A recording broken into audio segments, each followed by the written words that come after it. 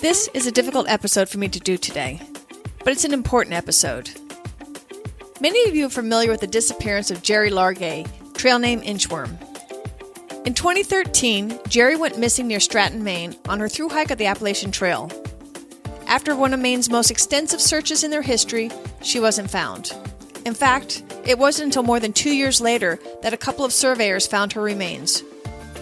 So while you may be familiar with the story of Gerry because it made international news, you probably don't know that Gerry was my friend and my hiking buddy. Gerry simply stepped off the trail to go to the bathroom and then got disoriented. And once she found herself lost in the woods, she didn't know what to do. So today, if you'll spare me a few minutes of your time, I'll teach you what you're supposed to do should you get lost in the woods. This episode is in honor of my friend Gerry. I met Gerry at the Appalachian Trail Institute in Virginia, and we bonded instantly. I had gone to the school to learn how to hike the Appalachian Trail because I planned on doing section hikes, and the following summer I was going to start this adventure by doing a 2-week section hike in June.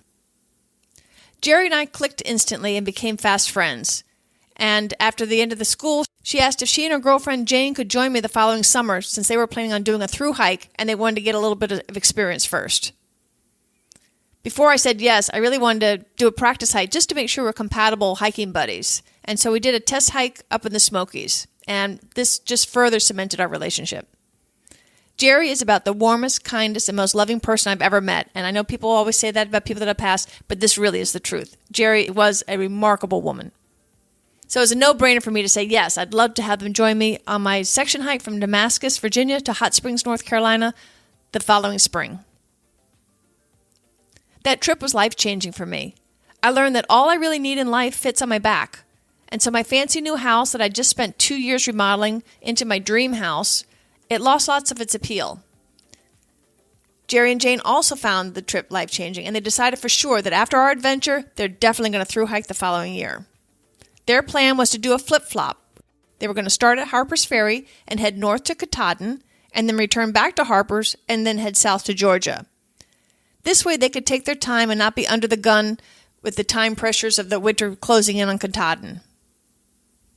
In addition, Gerry's husband George, trail name Sherpa, would assist them by helping them do a slack pack, an assisted hike. This means that George would usually carry the tent and any excess food weight and such, and then meet them at road crossings with fresh supplies. Gerry had a bad back, and this was a great solution for her to fulfill her lifelong dream. In total, Gerry and Jane hiked over 900 miles on the AT that year, and a family emergency pulled Jane from the trail.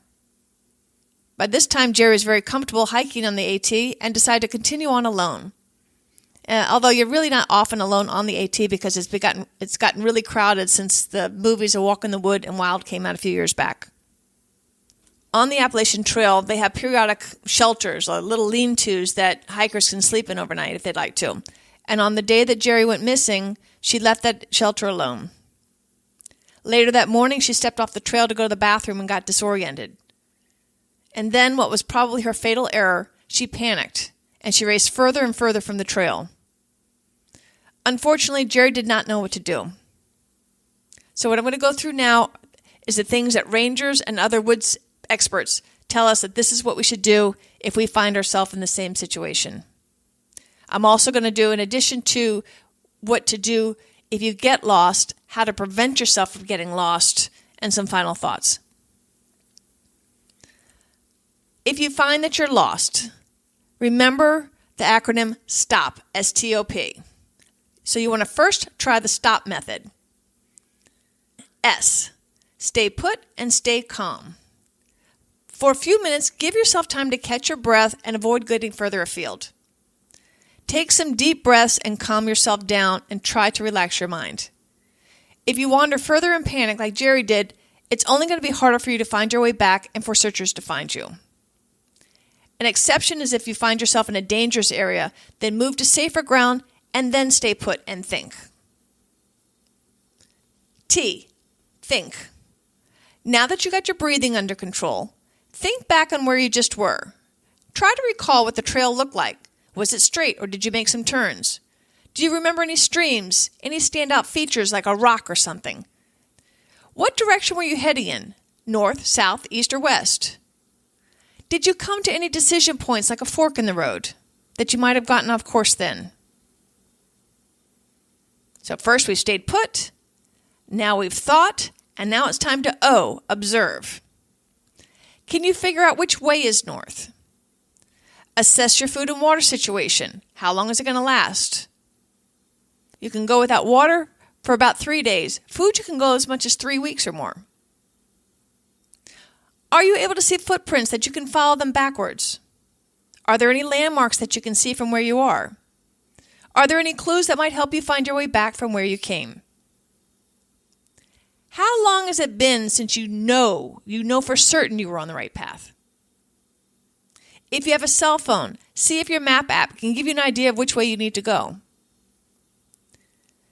I would also suggest putting your phone in airplane mode so you don't use up your battery as quickly as possible. Particularly in the mountains, sometimes it's always roaming, trying to find a signal. I've had my battery die many a time because of that. You want to conserve that battery juice as much as possible until you get yourself out of this pickle. That being said, you do want to turn it on periodically, both to see if you have reception and also to ping the cell towers, so it might help tell the searchers where you are. It's not totally accurate, but it can help. So we've stopped, we've thought, we've observed our situation, and now it's time to P, plan. It's time to be strategic and use whatever materials you have on hand, like rocks and sticks. Mark your current location in a way that you can see it from your height, such as breaking off a branch and tie it with surveyor's tape. And I'm going to also put a link to my emergency kit episode that I did a couple episodes back. Surveyor tape is something I always keep in my backpack because it's lightweight, it's really easy to see in the woods, and you can use it to help find your way around a bit. I'll get more into that a little bit later. Find a way so that you can always find your way back and make it really obvious and really easy to find again. Let's call this your base, okay? So if you're still on a trail but you haven't seen a blaze in a while, maybe you can simply backtrack until you can find a blaze. But everywhere you go, make sure you're making marks alongside the trail at any of the decision points and any bends, so that way you can always find your way back to base. And let's say you fan out a little bit and that doesn't work. Head back to base, and now we're going to be a little bit more strategic. Think of a wheel with spokes of a wheel, okay? I want you to then fan out very carefully, marking your way again with sticks, rocks, bent branches. You can be very strategic about almost a grid base pattern going out like the fans or the spokes of the wheel.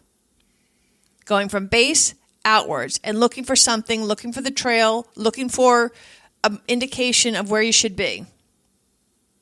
And each way you're marking your path, either the surveyor's tape or broken branches, you can see visually how to get back to base. It's very easy to get walking in circles and not realize that you're not in a straight line. So this is super, super important. And plus, by doing this way, you can track your progress because you can see the spokes of the wheel that you've already done. If the terrain is dangerous or you're injured, at this point, you're probably better off just staying put. So this is really for people that are not injured, they're just physically lost.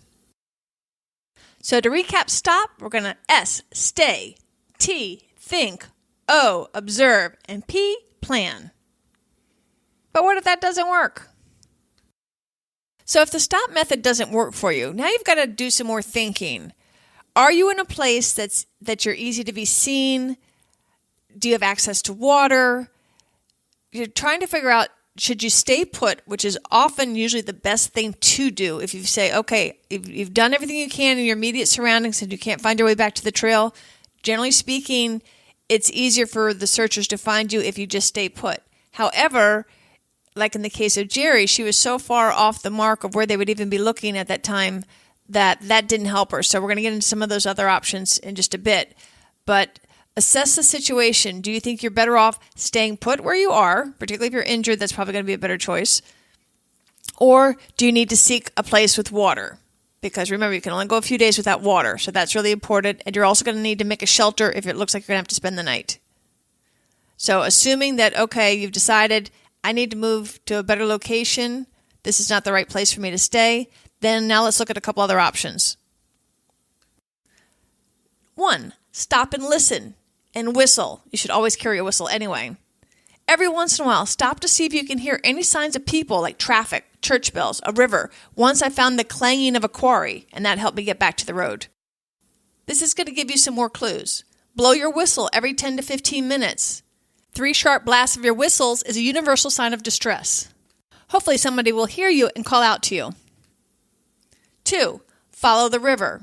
This is something else Gerry could have done. If there's water close by, streams lead to rivers, rivers lead to towns. This is the added advantage that you'll have a source of hydration. And remember, you still need to make marks and make notes so you can always find your way back to base. And if you come to a treacherous area or a boggy area, don't risk getting hurt. Usually it's best to return back to base. And also remember, if you're hiking at night, many animals come to the water. So try to stay at least 200 feet away from the water, especially if there's some large mammals in your area like bears, etc. And if you hike in bear country, I recommend listening to episode number 5, Safety Tips for Hiking in Bear Country. Your other options after the stop method is stop and listening, whistling, following the river. Another option is perhaps seeking higher ground. This is particularly helpful if you're in a forest. You might have a better opportunity to see some landmarks and get a better idea of where you are from a higher elevation. You also might be able to use your compass and map to triangulate where you are and help you get to where you want to be.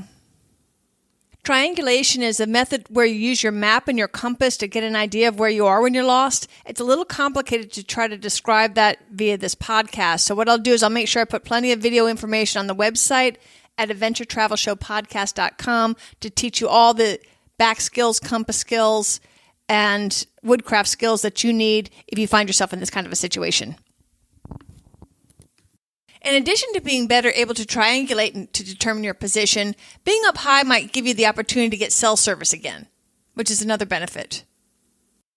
But like all the other times, make sure you can re-find your base. All right, let's say higher ground didn't work, the river's not working. See if you can find an open clearing that you'll be easier to spot from above. You can keep a small mirror that you can use to flag a pilot, and then the pilot can signal your location to authorities. So like you did with the 3 bursts with the whistle, this time you're flicking the mirror 3 times to signal to the pilot that you're under distress. In an open clearing too, provided you're not so hungry you need to conserve your energy if food is an issue. But if you can do so without expending too much of your energy, make a big old SOS out of rocks and branches that can be seen from the air. Build a big smoky fire. Take some green pine needles or green leaves that'll make a lot of smoke. And the searchers will be looking for your smoke. I remember we were looking for Gerry's smoke fire. Also, they were looking for fire at night to help find her. It's important that you contribute whatever you can, however you can, to help the rescuers find you. And don't forget, too, that all your markings to find yourself back to base, those are ways that the searchers can help find you as well. Here's some other self-rescue tips. 1. Rest when you're tired. You can make some really bad judgments if you continue on exhausted. Stay hydrated. Hopefully you've packed a life straw or other portable water purifier, and I have an episode on that too. I'll link in the show notes. But if you can't, you can strain out the debris using your bandana or your shirt. And remember, you can live weeks without eating, but you can't go for more than a few days without fluids. It's better to risk getting sick rather than the alternative. 3. Don't ignore the little problems. Stop and treat any hot spots. Rest if you're ill. In other words, don't ignore what your body is telling you it needs, or your problems can go from little to large. And if water is scarce, avoid the hot 10 a.m. to 4 p.m. hours and try to stay in the shade. Hike at a pace where you don't sweat from exertion. And breathe through your nose because it helps you stay hydrated longer. Trying to figure out where to find a water source? Listen out for brooks and streams. You can often find water collecting in indentations on rocks. Always melt any snow before drinking it, otherwise it's going to make you too cold. Listen out for the birds. Birds tend to collect near water. And battling the elements. It's probably going to be too hot, too cold, too rainy. You know what I mean. If you follow the Active Travel Adventures and Adventure Travel Show podcast advice, you're never going to go into the woods without the things that you need to make it through the night. albeit rudimentary, with my little emergency kit and the things that I said that you should always keep in your backpack. Again, I'll link to all these in the show notes. You're able to wing it to make it through the night whenever you go out. People often forget that even at 60 degrees Fahrenheit, if you get wet, you can still get a chill and have some thermal issues, particularly if you're already hungry and tired. That's why, to me, it's always best to be prepared. Likewise, you want to avoid any unnecessary sweating, which can get you wet, which can also bring on a chill. Plus, you're losing fluids. So if you find yourself lost for an extended period of time, number 1 priority is make a shelter. Number 2, find a water source. And then finally, number 3, you worry about the food. Perhaps Gerry's greatest legacy is to remind all of us that love the outdoors to make sure that we know the woodcraft and the bushcraft skills to take care of ourselves if something goes wrong. Number 1, know how to make a fire. Don't just count on your little Bic lighter. Have some waterproof matches. You can have the lighter. That's what I like to use because it's quicker. But also bring a little fire starter with you and know the materials that you can find in the wild that act as a starter. In my pack, I keep a little Ziploc bag with some dryer lint and Vaseline that makes a great starter. Saps on some of the trees is an excellent fire starter. There's lots of things. Take the time to do some woodscraft and learn some of the skills.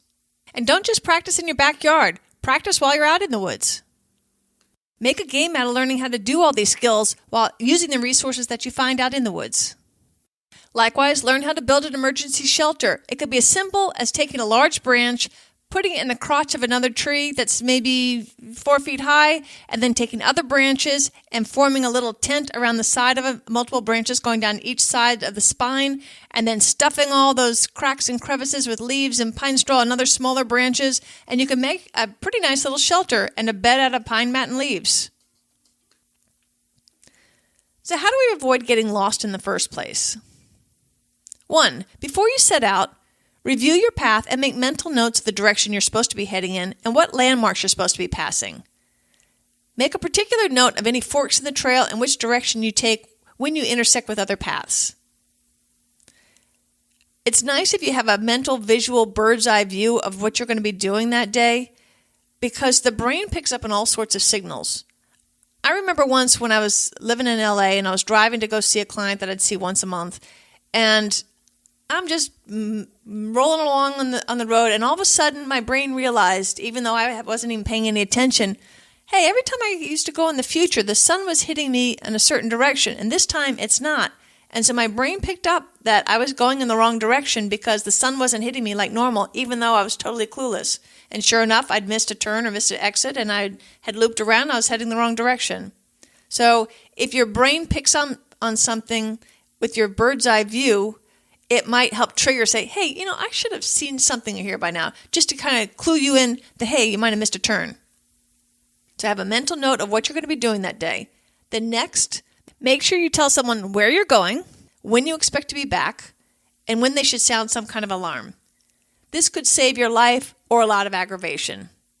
We all remember that movie, 27 Hours. Very experienced guy, goes out, nobody knows where he is. He ended up having to cut his arm off to save himself. So you're mentally prepared, you've told somebody where you're going, and always bring a map and a compass and know how to use them. And a real compass, not one of those little thumb-sized trinkets that come with a thermometer and clips onto your backpack. Those things are useless and can often just spin around. That's not what you need. Compasses don't even weigh that much. Bring a whistle, a mirror, a small pocket knife, and surveyor's tape. Those should always be part of your emergency kit. And they come in handy not only to help you mark your way back to the trail, but these also can help searchers find you. Consider bringing a satellite-based spot GPS, which can send out an SOS if you get in trouble, and also can email your loved ones to tell them you're safe. I used that when I was doing one of my longer trips, so it just sent out a little note to my sister every night, hey, everything's cool, I'm fine. And it was an automatic email once I hit that button.